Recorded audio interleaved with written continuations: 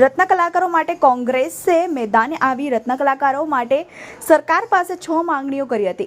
સુરતમાં હીરા ઉદ્યોગમાં આવી પડેલી મંદીને લઈ કોંગ્રેસે રત્ન કલાકાર ભાઈઓ માટે સુરતના અલગ અલગ વિસ્તારમાં પોસ્ટરો લઈ રોડ પર ઉતર્યા હતા। કોંગ્રેસ દ્વારા સરકાર પાસે રત્ન કલાકાર ભાઈઓ માટે 6 માંગણીઓ કરાઈ રહી છે। હાલ સમગ્ર હીરા ઉદ્યોગ મંદીનો માહોલમાં હોય, જેને લઈને રત્ન કલાકાર ભાઈઓની પરિસ્થિતિ ખૂબ જ ખરાબ થતા રક્ષક કલાકાર સમિતિ દ્વારા પોસ્ટર લગાવી કરવામાં આવી રહ્યું છે। સુરત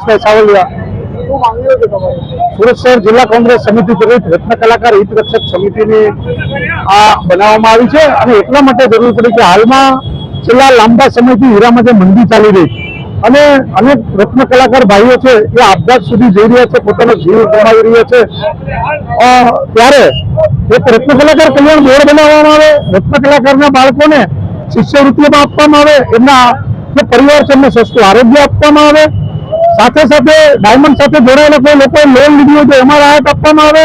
ડાયમંડની ફેક્ટરી હોય કે નાનો કોઈ કારખાનું ચલાવતો હોય તો હીરાની ઓફિસ હોય તો એમને વીજળીમાં રાહત આપવામાં આવે। રત્ન કલાકાર આવાસ યોજના બનાવવામાં આવે। એના માટે ગાંધી જયંતિથી સરદાર જયંતિ એટલે કે 2 ઓક્ટોબરથી 31 ઓક્ટોબર સુધી આ દરેક 4 રસ્તાઓ પર જઈ અને લોકજાગૃતિ અભિયાનનો કાર્યક્રમ છે। આવનારા સમયની અંદર સુરત શહેરના 12 ધારાસભ્યો, 3 સંસદ સભ્ય અને રાજ્યસભા અને સાંસદને કાર્યાલય પર જઈ અને આ રત્ન કલાકાર વતી અમે આ માંગણીઓ મૂકવાના છીએ અને હાલ તુરંત તાત્કાલિક રત્ન કલાકારો રાહત આપે એના માટેના અમારા પ્રયત્નો છે। સામાજિક કાર્યકર્તા સુરત શહેર આજે સુરત શહેરની અંદર અને પૂરા ભારતની અંદર બેરોજગારી અને મોંઘવારી એક ચરમસીમા પર પહોંચી ગઈ છે। ખાસ કરીને સુરતની વાત કરું તો આ સુરતમાં દરેક નાગરિક જે ભારતના અલગ અલગ ખૂણામાંથી અહીં રોજગારી મેળવવા માટે આવે છે, પરંતુ હાલ સુરત શહેરના કોર્પોરેટરો, ધારાસભ્યો અને સાંસદશ્રીઓ આ મંદી અને બેરોજગારીથી લોકોને રાહત આપવામાં તદ્દન નિષ્ફળ નીવડ્યા છે। કારણ કે ભાજપના ઇશારા ઉપર આજે ગરીબ માણસોને હેરાન પરેશાન કરી રહેવામાં આવ્યા છે।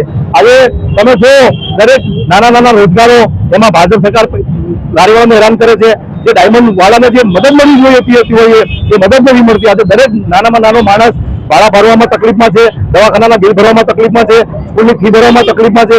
આજે દરેક વસ્તુને પ્રાયોરિટીઝમ કરવામાં આવ્યું છે।